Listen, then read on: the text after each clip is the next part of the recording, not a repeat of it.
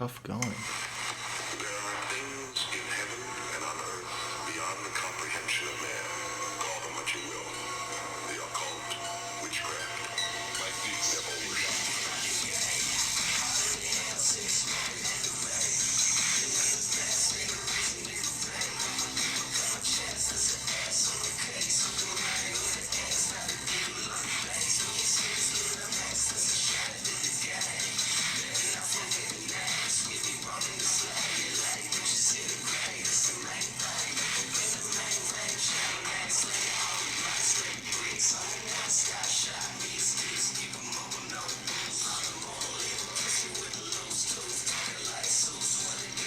Alright, bro.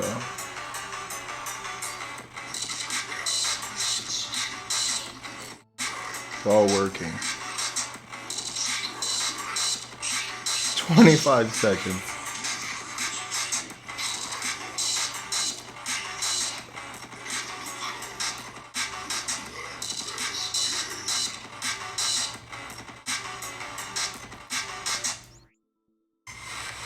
There are things in heaven and on earth beyond the comprehension of man. Call them what you will. The occult, witchcraft, might be devil worship.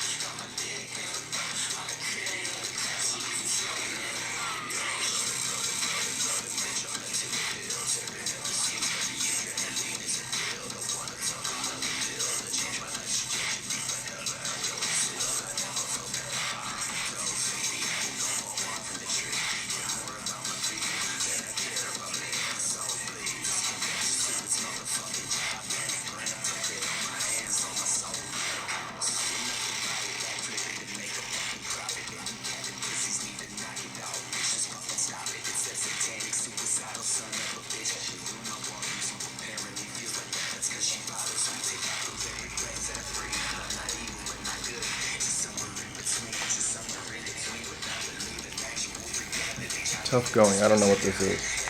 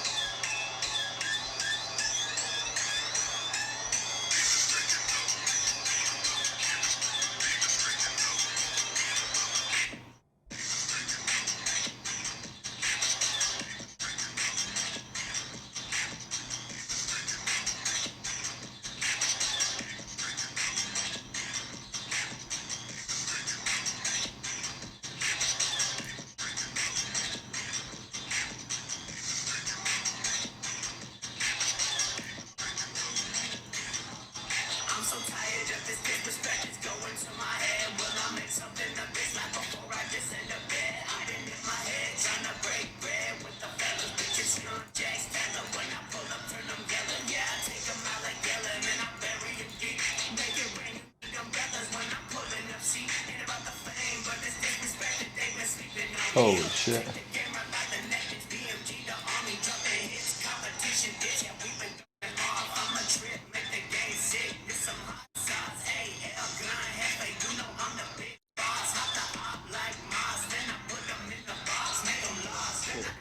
This meant we had the opportunity to rethink and redesign areas of the original game which were problematic.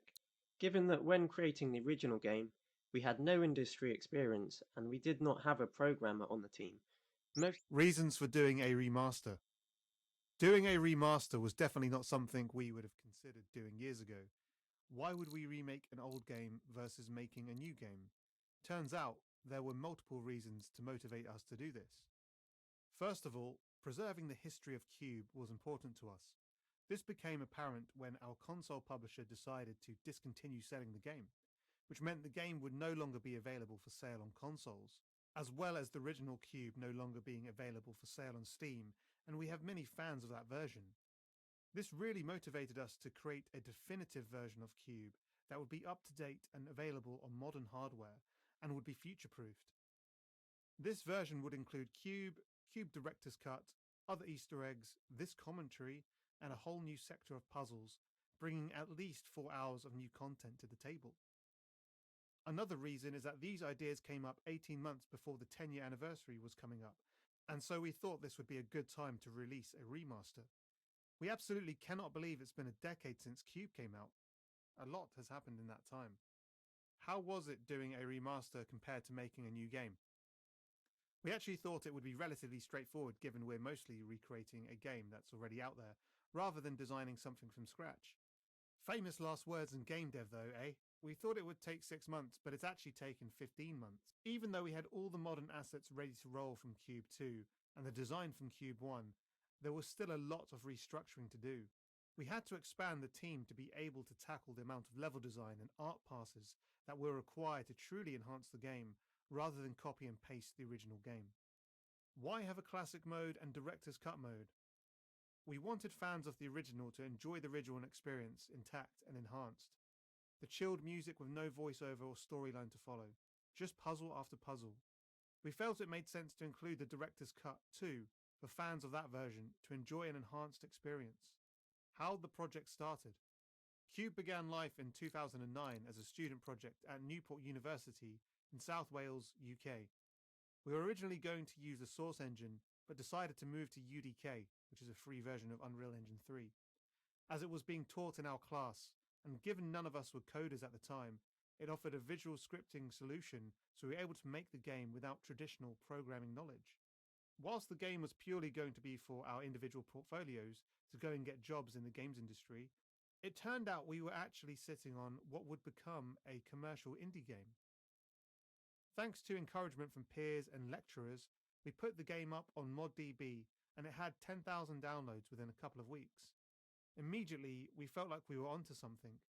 Soon after this, we met with the co-founder of Epic Games, Mark Rain, who thought the concept was great. We then secured funding from Indie Fund, composed of fellow puzzle game designer Jonathan Blow and other indie veterans, and were able to begin work on the game full-time. The game came out on Steam in January 2012, and we were able to pay back the funding within 4 days. This was a huge success for us, given it was our first game straight out of university. What improvements did we make? We really listened to the community and wanted to fix stuff that was broken before, or remove stuff that just wasn't fun. There were a bunch of basic things you'd expect from a game that weren't in there, such as subtitles in other languages and an FOV slider. How it's been working on games full-time for over 10 years. In over a decade of making games, we've learned a ton. We've shipped multiple different games across various studios and different game engines. So much that we've attended a crazy amount of events and won awards, but we've also dealt with the tough parts of making games. Overall, QUBE still has a close place in our heart, as it was our first game and the game that got us to where we are today.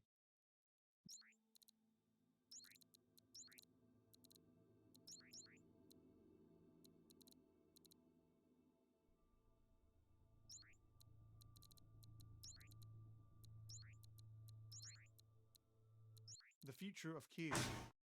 The games have other ventures, such as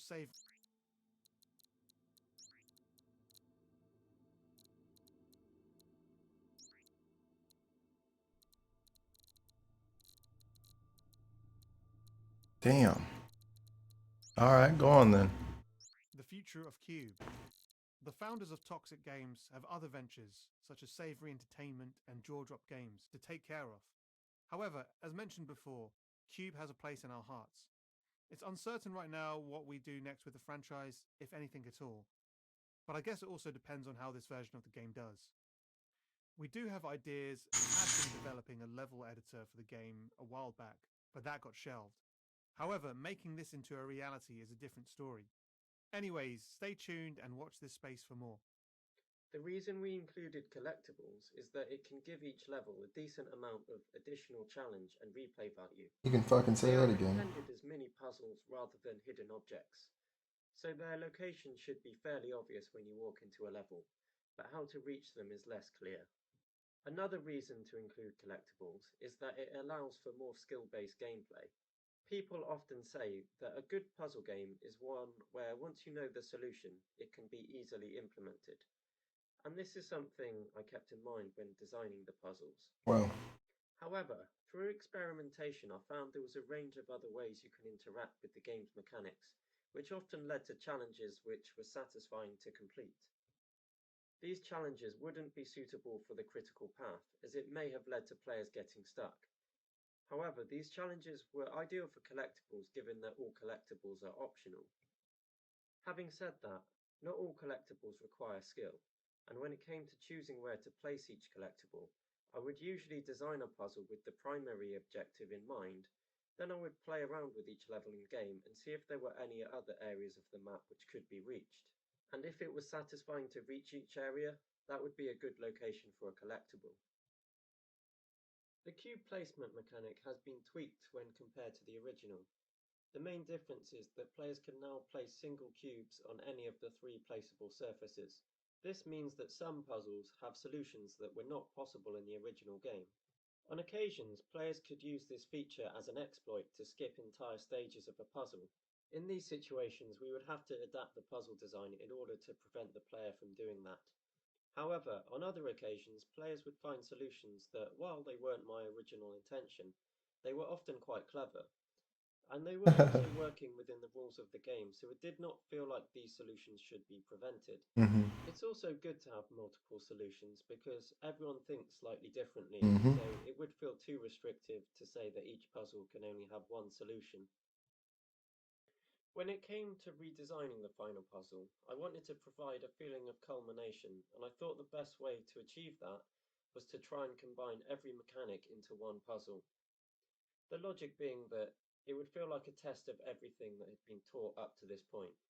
This puzzle went through several iterations, and I was not able to include absolutely everything that had been introduced up to this point, but all of the main mechanics are present.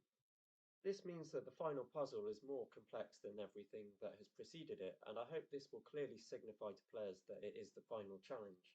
However, one issue with having a puzzle so complex is that it can be overwhelming when you first enter the level. In order to address this issue, the puzzle has been split up into multiple stages, which has 2 benefits. First of all, it means that it's easy to get started, and usually once someone gets started, they feel invested and they're more likely to continue.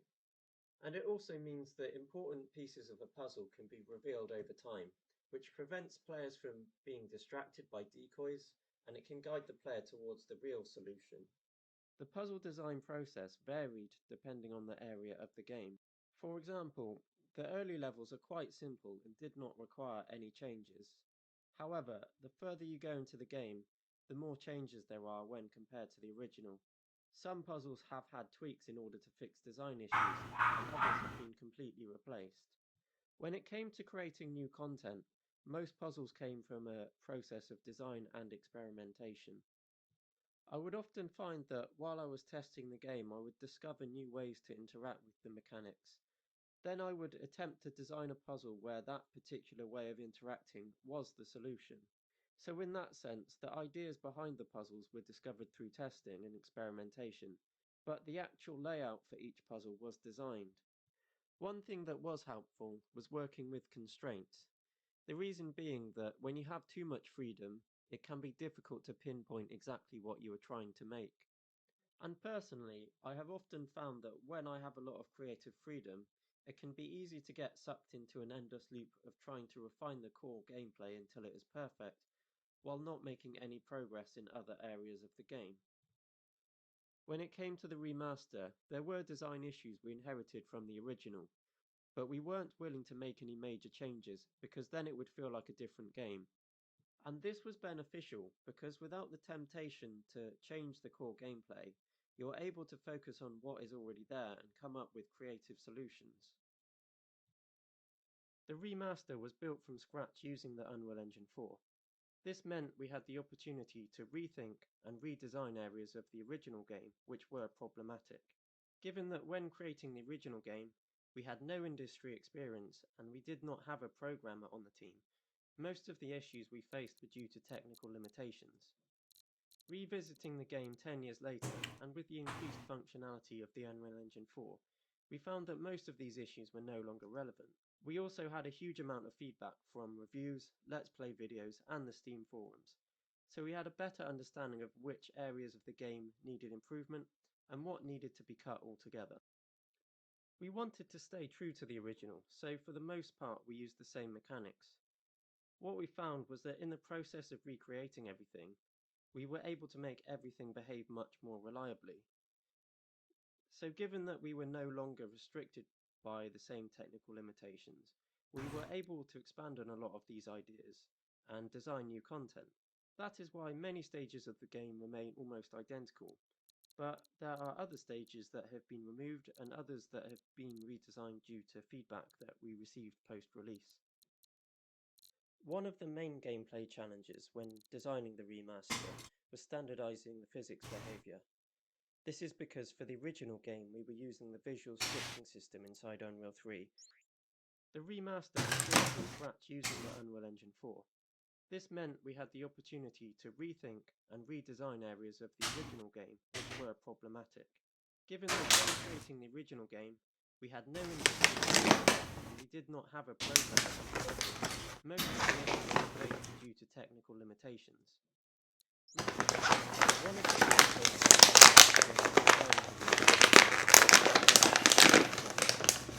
This is because for the original game we were using the visual scripting system inside Unreal 3, which did not allow us to easily replicate the text.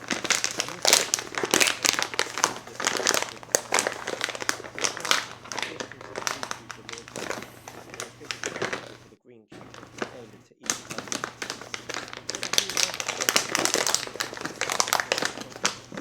We also needed physics to work in a range of predefined situations. This was a challenge because usually you have to define the physics behavior at an early stage of development, then once that feels right, you need to have space.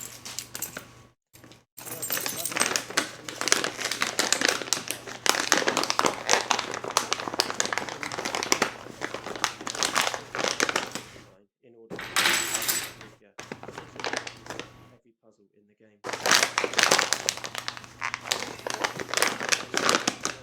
Most changed when compared to the original. The reason for this is that most of the ideas from the original game were quite experimental, and they would only work in a few situations, which often felt contrived.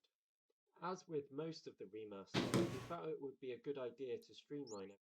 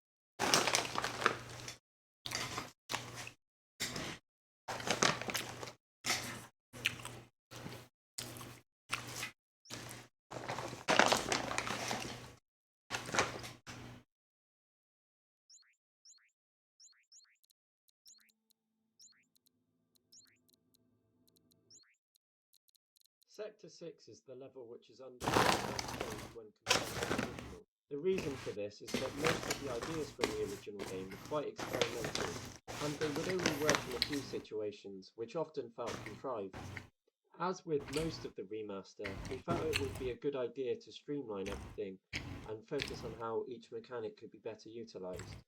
So a lot of the puzzles from the original game have been removed, and what remains has been adapted in a variety of ways. The most obvious change is how the wire puzzles function. Previously there was a behavioural which was used to reactivate a broken cube. This made sense in the context of the derelict environment, but the physics were unreliable and the potential uses were quite limited. So the wires have been replaced with a wrecking ball type mechanic because the behaviour is much more reliable and it complements the other ideas already in the game. From Sector 5 onwards is where you'll notice the most change in terms of level design. And for Sector 5 the main change is that the neon switches section has been removed. For those who don't remember or haven't played the original game, in the neon switches section it was pitch black and players had to activate a cube before they could interact with it. Unfortunately, players just found this cumbersome and not particularly enjoyable. I even had people say they got this far and completely quit the game. It also didn't feel like there was a lot we could do to improve it, so it just didn't feel worthwhile to break it again for the remaster. This left a large gap in Sector 5, seeing as half the puzzles from the original game had now been removed. I don't feel like this was much of an issue though, because it felt like the maps and the lasers had a lot of content. And generally speaking, it's better to have a small set of mechanics which complement each other rather than a large set of mechanics which only get used a handful of times. The magnets still behave as they did in the original, but a lot of work has gone into improving the physics. Most notably, there is a snap mechanic which makes the behaviour much more forgiving, seeing as the puzzles no longer require perfect timing. It also prevents players from trying to brute force puzzles because objects will always snap to a location on the grid. The AI puzzles have undergone multiple changes despite the AI behaviour being the same as it was in the original game.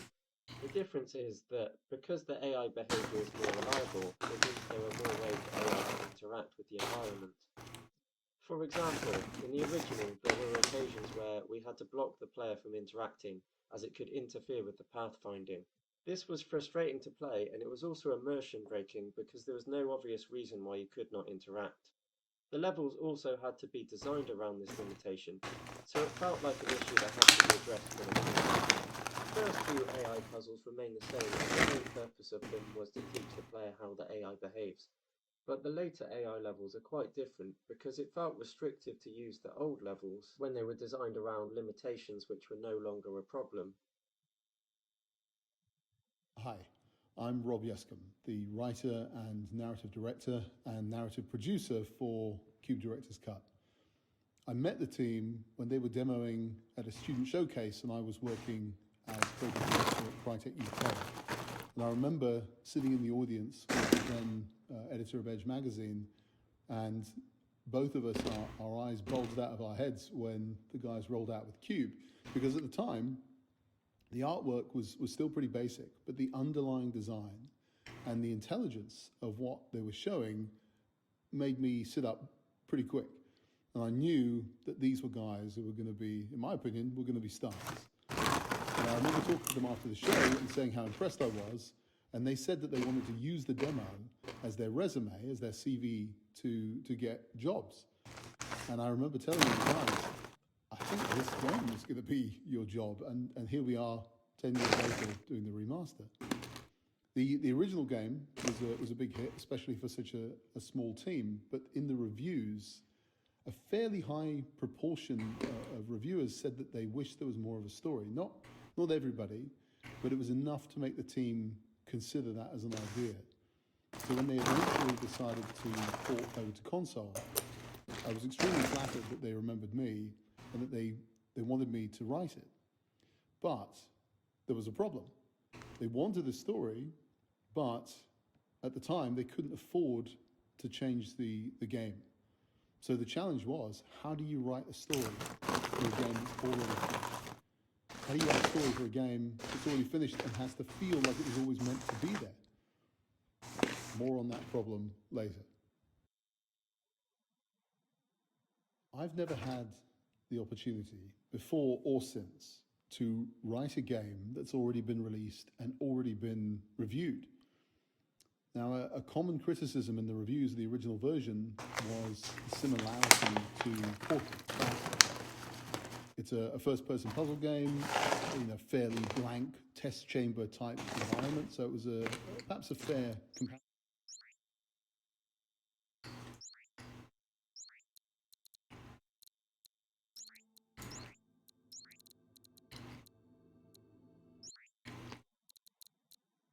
I've never had the opportunity, before or since, to write a game that's already been released and already been reviewed.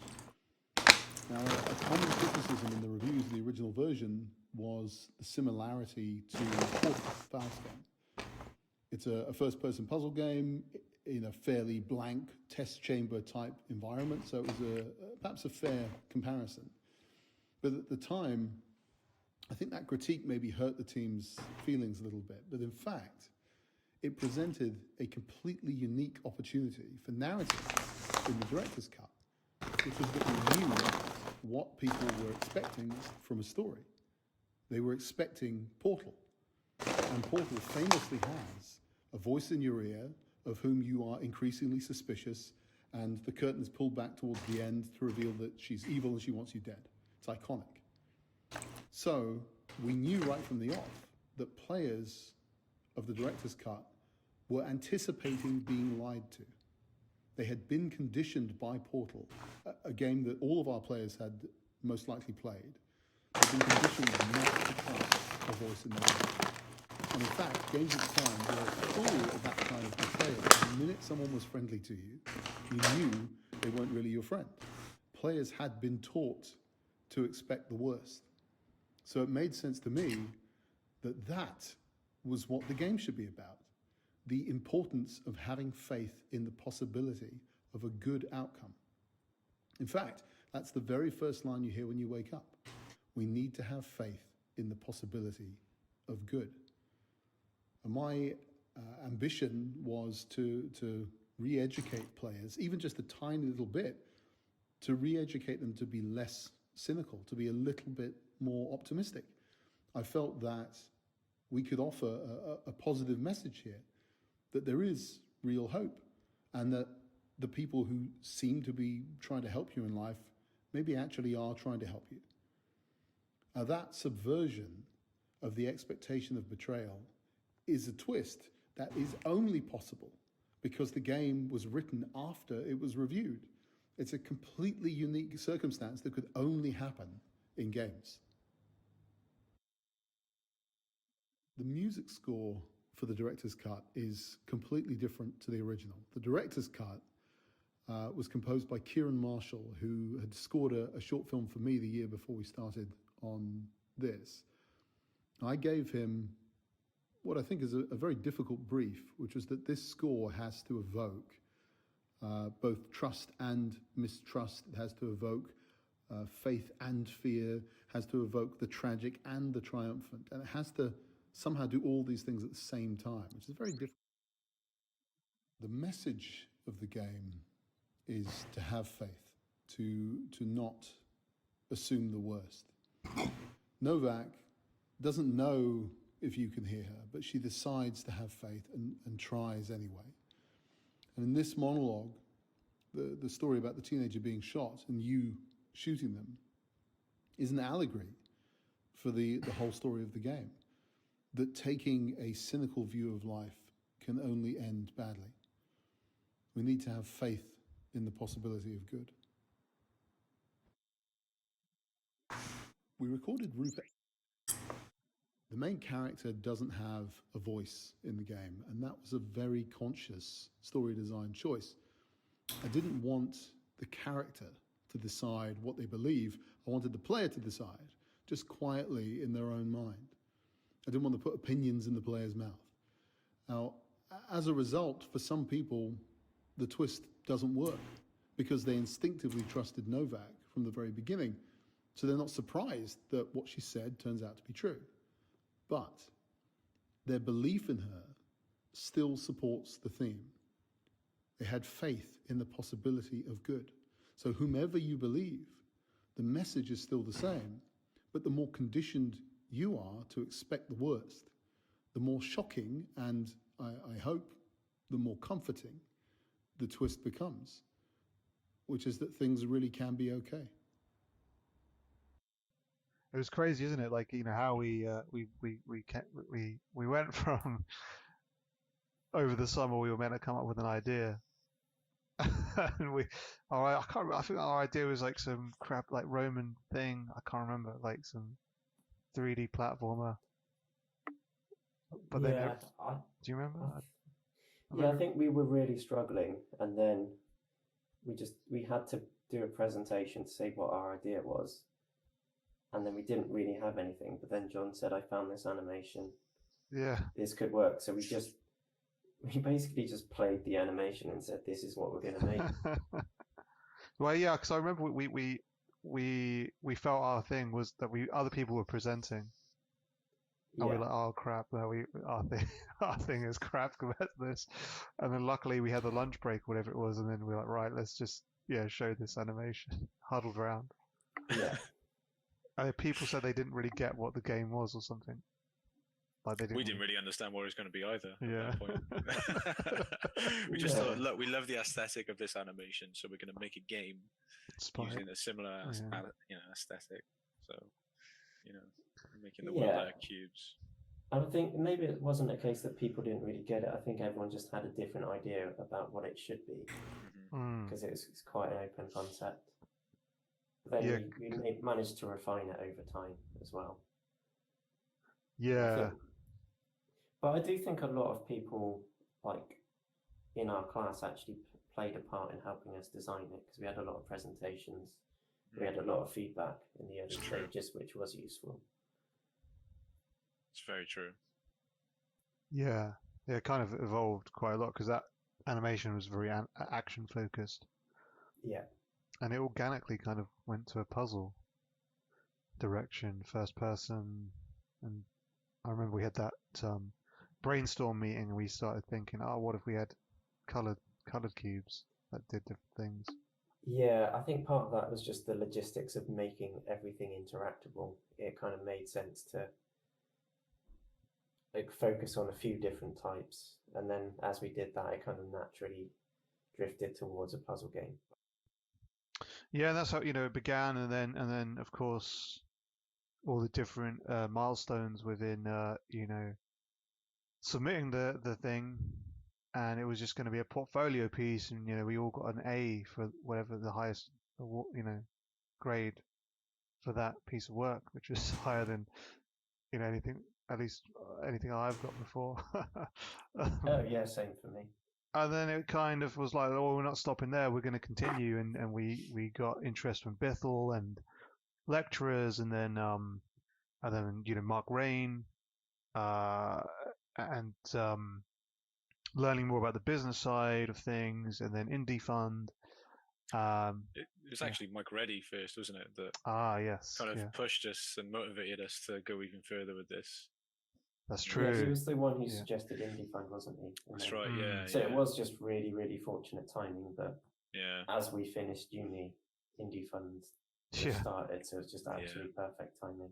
It's crazy. It is crazy. You think about the odds of that happening, right? Yeah, and also that when we started the project was the exact same time that UDK got announced. Because before that, it was just the Unreal 3, which is very similar, but it's just not as user-friendly. And it was more of a modding tool. But for them to actually release the engine just as we started the project was really useful as well. Yeah, with indie-friendly business terms as well, which was new as well at the time. Yeah. I mean, they're not good terms by today's standards. There was like 25% of revenue, which is insane. But I think back then it was seen as fairly good. Yeah, so all of that, combined, got us off the ground, which is phenomenal. And so that was a crazy journey, and it all happened so quick as well. Yeah, I remember thinking at the time, like, it felt like quite a long process. I mean, if you're talking about from when we started to actually when it got released, it was probably like just over 2 years. full production was like 15 months or so, which felt like a long time. But then you think how long games take to make now. That was really quick. Yeah. It was really fast. Yeah. Yeah. Yeah, we were thinking 6 months originally, weren't we? Yeah. June 2010, I think. We were Oh, no, we were 11. very naive and we underscoped what we needed to do massively, I think, on that. But to be honest, I thought it would take us 6 months to do the remaster, and it's taken a similar time. So I think it's just a common mistake everyone makes. What a journey. Lots of It's been fun. yeah, it has. It's been fun. What a roller coaster, highs and lows, but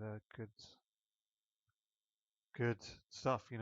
It's we're grateful to have the opportunity, I think, and to still be here today making games. And the Definitely. 10-year Yeah. anniversary.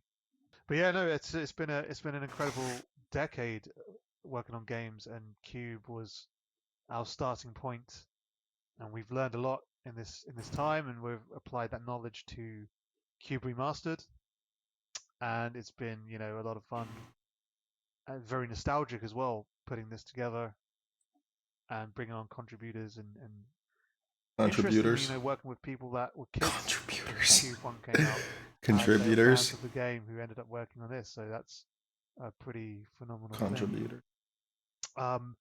But yeah, we'd like to say thanks to all of the fans and Contributors. everyone who's played the game and supported Contributors. us throughout this time. We couldn't have been here without you, and it's great to be able to release this new version as a way to future-proof the game, as a way to give back to the fans, and yeah, for everyone to enjoy this new and improved version with a lot of new extra content. So yeah, I hope you enjoy it, and thanks for playing.